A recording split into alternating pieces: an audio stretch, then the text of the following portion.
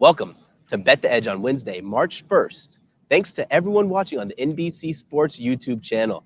Coming up, we're going to be joined by former PGA professional John Maginnes. We're going to talk all things Arnold Palmer Invitational. I'm actually out here right now. We're going to see if there's ways to bet Jon Rahm instead of just betting him at that short price on the outright market. And we're going to look ahead to the Players' Championship. All that and more coming up. But first, Drew, let's talk about, I really want to talk about that under in the Clemson and UVA game, because I knew that total was just begging everyone to take the over. And it just was I don't want to say it was a stinker, but for anybody who bet the over there, they were in definite trouble. I think the first basket was scored 4 or 5 minutes into the game. So I think at that point you knew if you bet the over, But it took a little bit of time for UVA to find some offense. Eventually they get the win and barely eked out the cover. Kept it under the total thanks to their defense.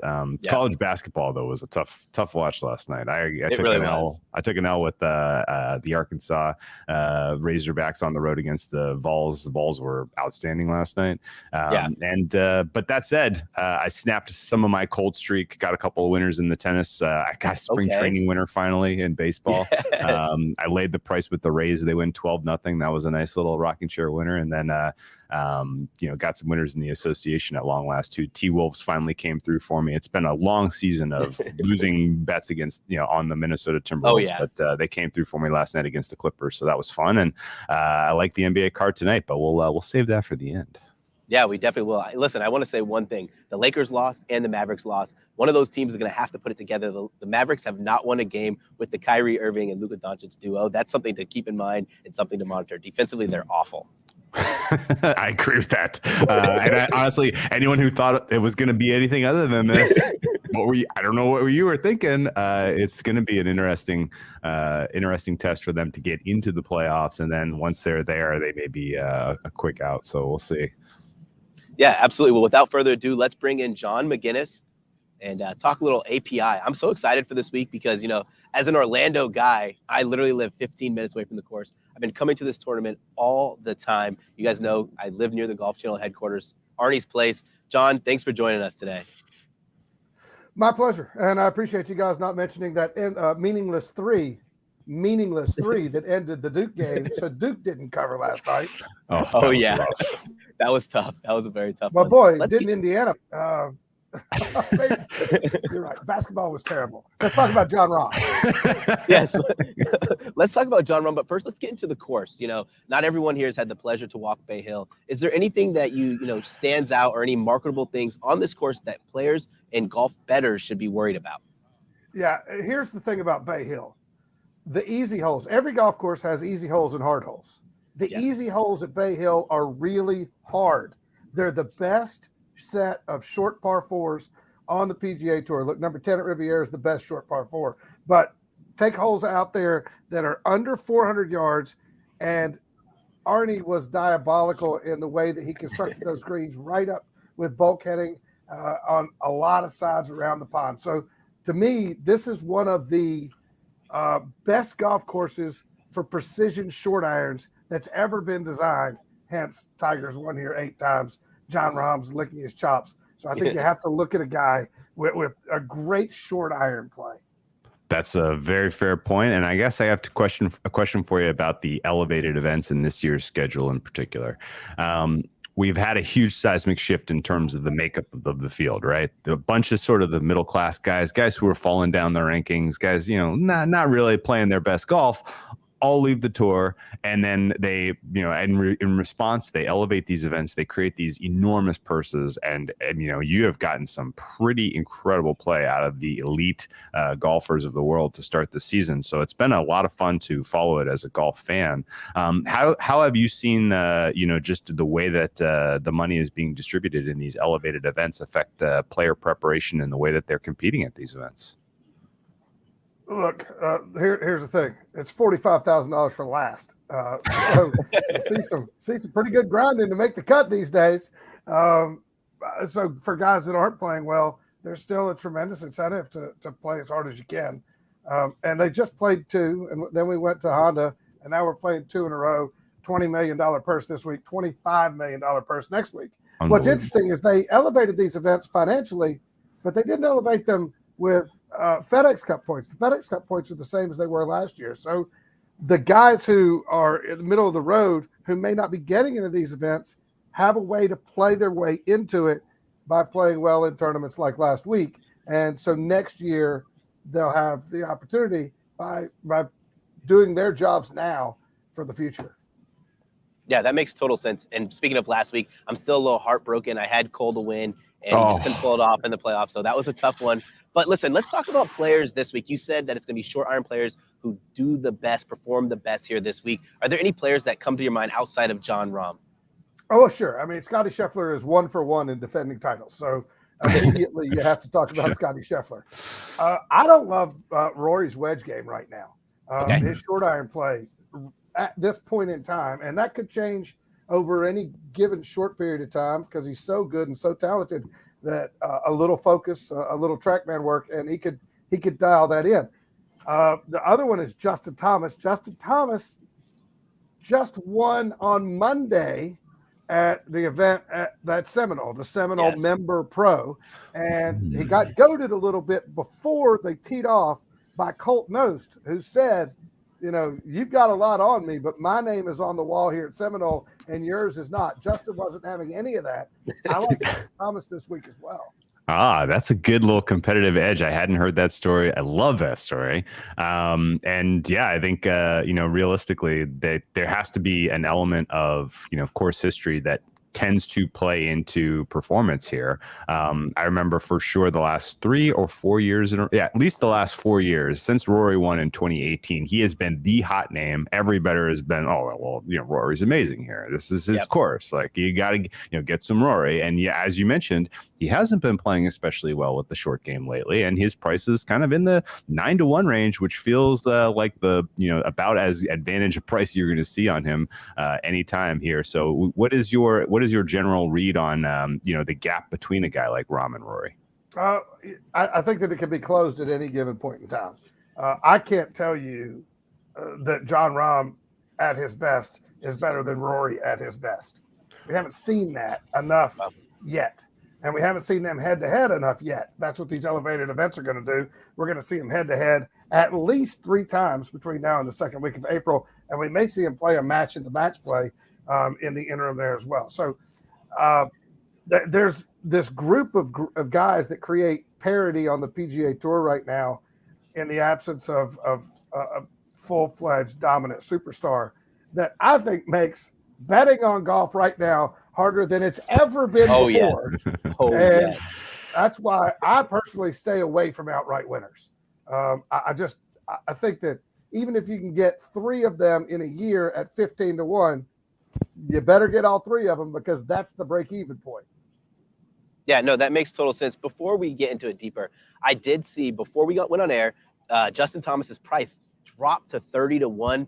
At all, would that be something you're interested in? I think I'm going to have to just take it out of principle. Like, I imagine Justin Thomas in this field should probably be priced closer to 22-1. Now he's at 30-1, and it's tough to win with Jon Rahm winning every tournament. But I mean, 30-1, like, come on, that price is crazy, right? It's all in the putter for Justin Thomas, and he's been putting well this year. I've had the pleasure to follow him quite a few times, and his putting stroke's so much better now than it was even when he won the Players. Wow. I think that he's in a position right now to really elevate his game. Look, how good is Jon Rahm? Jon Rahm really wants to be good from April to August. Is he going to gear back a little bit now to make sure that happens, or is he going to just try to win every event before the major season? No, that makes total sense. Yeah. The next tier of guys, there's a couple. You have kind of an interesting mix with guys in sort of the 20 to 30-1 range. You got some guys that are absolutely elite from an approach standpoint. You have some guys that have elite long irons. Is there a characteristic in that second tier that you think will help distinguish any of the golfers that could put themselves in the conversation with the top 3? I think the guys who eliminate the left side of the golf course. This is a golf course that a fader, a right-handed fader, is always going to do well So if you've got a guy who, I'll use Collin Morikawa as an example. One of the great ball strikers we have ever seen. Unfortunately, right now, his miss is left. When he doesn't fade it, it misses left. Well, left on this golf course is dead. So I don't know that I would back Collin Morikawa this week, although he's definitely in that echelon of players that you're talking about. I don't know if there's anybody in that group that I think is going to stand up and really do something.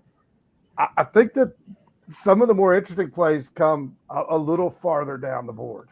Ooh, interesting. So further than Finau, further than Zalatoris. Keep going. I like say it. A couple of top 10 plays that are of great value right now. The left-handed kid named Garrick Higo, who hits nothing but a hook. The left side of the golf course is eliminated because he aims it left of greens to hook it to back left flags. And he shot 29 on the front nine at Honda on Saturday. Garrick Higo is a player playing well. The other one is the Belgian Thomas Dietrich, who I think is 20-1 to top 10. Now, he has several top 10s this year. He missed his first cut last week at Honda, but he had food poisoning on Thursday and had to withdraw. Yeah. So I like Thomas Dietrich this week. He's played himself as a rookie into this field. Thomas Dietrich at 20-1 to top 10. That's just too juicy not to get a piece of. Listen, I'm going to have to tell you on that, John. I'm a huge Thomas Dietrich truther. Every tournament I feel like he's in, he has a chance to win. Great putter, too. Great ball striker. So I love that there. Before we talk about the players, I want to read this quick promo for you guys. With all the new implemented rules in the MLB impacting fantasy baseball, it is more important than ever to get your Roto World Baseball Draft Guide.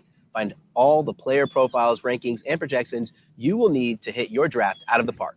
Go to NBCSportsEdge.com/draft guide. Use PINIT25 to save 25% at checkout. Okay, so we have the players coming up next week. We have this back-to-back elevated events. John, do you think there are any players who, might be using this as kind of a stepping stone to gear up for the players and then eventually gear up for the Masters? Yes, although winning this tournament comes with its own set of prestige to win on this property with Arnie's statue there. Obviously, Arnie hasn't been with us in a few years, but the players know and they care about that immensely. Next week's the Players Championship. It's theirs. And the guy that won it last year isn't going to be there because he's not one of the players on the PGA Tour anymore. They take great pride in that. I think next week's tournament comes with a different sense of pride. Every player on the PGA Tour is a member of all the TPC courses. This is their home event, regardless of where they live. It's cliche to say, look, it's not the fifth major. It stands alone as one of the great fan experiences in golf and also one of the most iconic golf courses. All the majors travel. This golf course we get to see every year. We know, look, the best on the PGA Tour, the worst par 3 on the PGA Tour, it's somewhere at the end of one of those spectrums. I don't know which side. It depends on my job that week.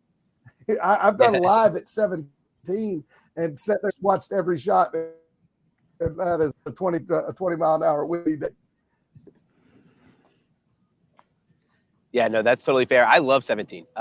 This is a gambling podcast, so I will tell you straight up. I like to pick one golfer out of the group. Someone else picks another. We bet $1 closest to the pin. It's one of the best games to play on 17. I love it. I love it. I do want to ask. I'm starting to get more and more excited to bet Tom Kim at TPC. Is there a golfer outside of Rahm, outside of McIlroy, outside of maybe even JT that you would be excited to play at TPC and to bet on? I think so. I think that when you compare the two golf courses this week and next week, the greens next week are so much smaller than the greens we're going to see at API. So the ability to dial in your irons as valuable as it is this week, it's imperative next week. You can't get up and down around that Pete Dye golf course too often. It's just a fact. Some of the best ball striking I've ever seen was walking with the winners there doing either PGA Tour Live or PGA Tour Radio. It's just what you have to do. The most aggressive guy on the PGA Tour is Siwoo Kim. when it comes to the irons. Okay. So you'd think he can't play well there. But when he's on, he's going to be on, and he won the golf tournament a few years ago. Ooh, that's interesting. So let me ask you a quick get-out question here about matchups. You mentioned interest in fading Morikawa because of the miss to the left. He's matched up against relatively similar prices against Max Homa and Xander Schauffele. Either of those two guys a better fade, or are you going with both against Morikawa? I'd go with both against Morikawa, actually. Obviously, we love Max Homa. And Max Homa has the ability to win golf tournaments when he gets the chance to win a golf tournament. We know a lot of guys. We can name them. We don't want to because we don't want to be mean, but we know a lot of guys who get themselves in contention and just don't win. Max Homa is one of those guys that you give him a chance, he's going to take the boat. And so I love Max Homa if he's playing well. Xander's hard to figure out. Xander puts together these runs of great golf, wins golf tournaments, and then he goes away for a little while. I don't know where he is right now in terms of putting together one of those runs. When he does, jump on him because he doesn't just win once. He wins several tournaments in a very short period of time. I haven't seen signs that that's about to happen, but it may. Plus, we're talking about all California guys putting on Bermuda, so there's a bit of a toss-up there. Yep. Good point. Absolutely. So, John, is there anything that people should be worried about or monitor once API starts, whether that be weather or guys who are just kind of striking the ball well but not putting? Anything that we should take note of? Well, I've been watching behind you because I see the forecast as blowing 25 miles an hour over the weekend. If I'm not mistaken, the forecast is for this really hard golf course to play even harder, and I mean, that's just awesome to me. That makes for a great viewing experience. We've just mentioned Max Homa. Nobody plays hard golf courses better than Max Homa these days. So, again, we got to put him in the mix. I appreciate that, John. I thank you for your time. Can you tell everyone where to find your content and what you're working on? I'm a co-host of Dinsick and Maginnes on Tap, weekdays 4 to 6 on Sirius XM PGA Tour Radio. Cool. I am generally on course every other week for PGA Tour Live, ESPN Plus. I walk the fairways, I sweat, I talk to the guys, I whisper a lot, and I have a blast doing it. Can you believe they pay us to do this stuff, guys? Crazy. It's actually a dream come true. I'm literally on the golf course, on the driving range with some of my favorite golfers, guys who I've been looking up to since I've been a little kid. John, I'm going to be sure to find you at the Players next week. Thank you again for all your time. I look forward to it. I can sit next to you on a range somewhere in the future. Okay. I'd love to. Oh, yeah, that'd be great. Maybe we'll work something out next week. Awesome. Listen, I'm going to read this promo read. And Drew, then we're going to talk about some bets we like for this week. Download the Roto-World app to receive breaking player news all season long. Stay ahead of the competition by favoriting players on your roster. Get the latest injury updates, players news, and much more delivered right to your phone.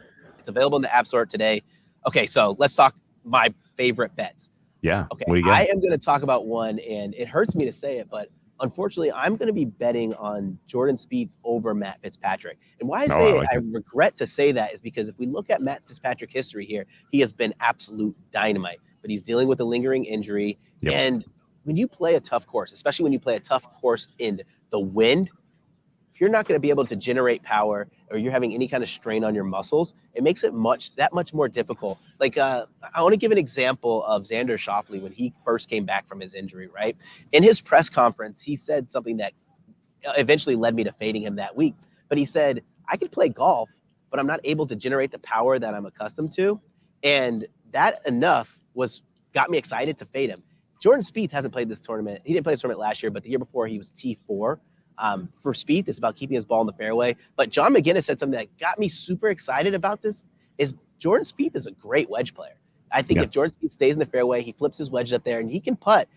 It's plus money. Like you're not going to talk me off of plus money. Another one that I like, and I'm going to let you get to your round ball action, is Victor Hovland, top 20. It's plus 155. In sports betting, we have to always remember that when you're getting plus money odds for a guy who probably has higher expected value, which means they're probably going to hit it a higher percentage of time than the odds indicate, you have to take it. Victor Hovland finished second here last year. I was one of the guys who bet him to win outright. I did bet him top 10 and bet him top 20, but his game's going to fit here, right? He hits his ball in the middle of the fairway. He's one of the best ball strikers, one of the best approach players on tour.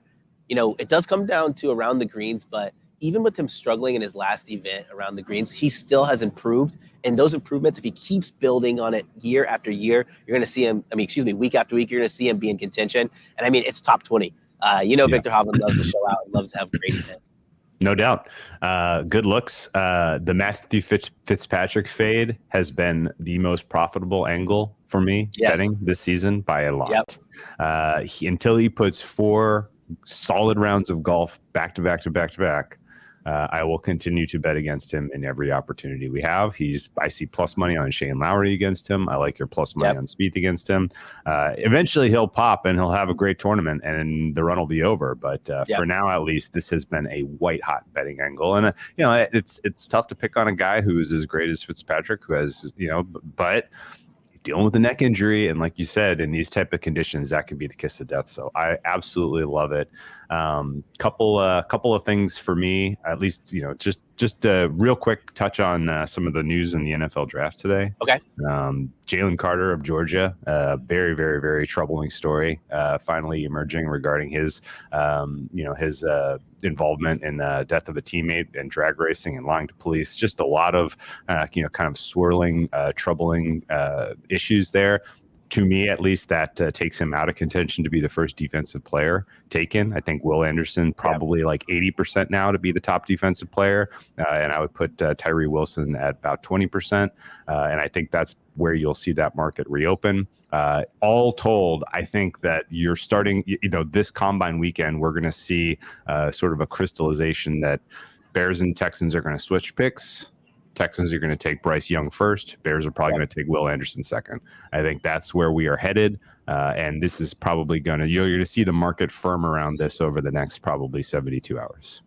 Yeah, I actually, I'm in the middle of writing my mock draft write-up, and I thought that Anderson was going to be a better fit for the Bears than Carter was. Carter, only had 6 sacks in his entire career at Georgia, and then he went a span of almost an entire year without recording 1 sack. The Bears were the bottom of the league in sacks and QB pressures, and so getting a guy coming off the edge like Will Anderson, who led college football in QB pressures, had 33 sacks, it's something that I thought was just a better fit. Now the pricing's not going to be something I'm going to be too excited about, but I mean, it makes total sense now with the news on Carter that I think Anderson's probably one of the better fits here.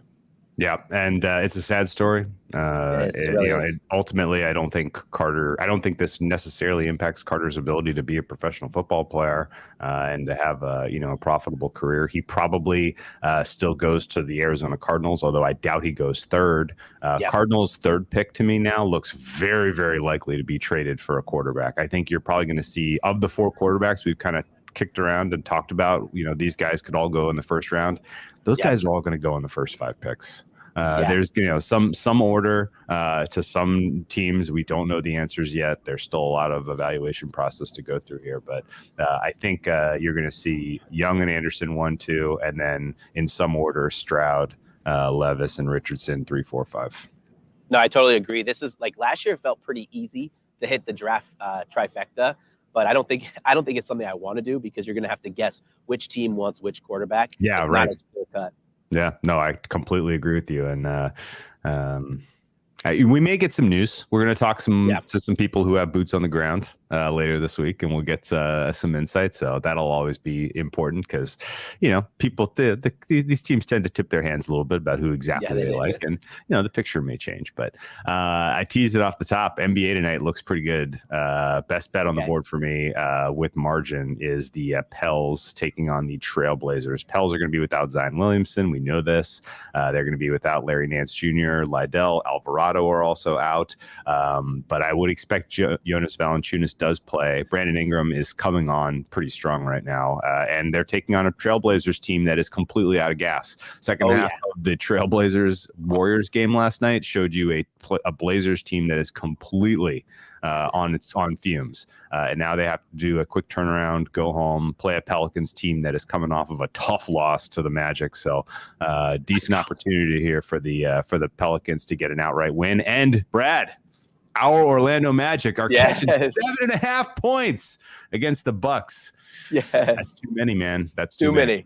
Favorite bet on the board is Pels, but I'm going to take a swing on the Magic as well. Yeah, Damian Lillard can't do it all. Golden State was running this little box and one kind of defense on him, kind of shut him down. A lot of tread on those tires when he's the only man orchestrating that offense. And our Orlando Magic, they need to get a run going. They need to get. They're so close to it. Just get a little run going. I'm just begging you. We can't do this 500 stuff. But I just want to add one more thing before we close, Drew. Eric Froton will be on Friday to talk first defensive player. We're going to talk about a little bit more of the news coming out of the combine. So maybe we'll get a little bit more clarity. But Drew, man, this was fun. I'm going to spend the rest of the day walking around API trying to, get a little bit more intel for anybody who's following us on Twitter. So thank you, man. This was great. This was so great. Don't forget to check out the NBCSportsEdge.com for more information to help you out with your wagers. Thanks for everyone watching on the NBC Sports YouTube channel. And if you're listening in podcast form, be sure to rate, download, and subscribe. Take care.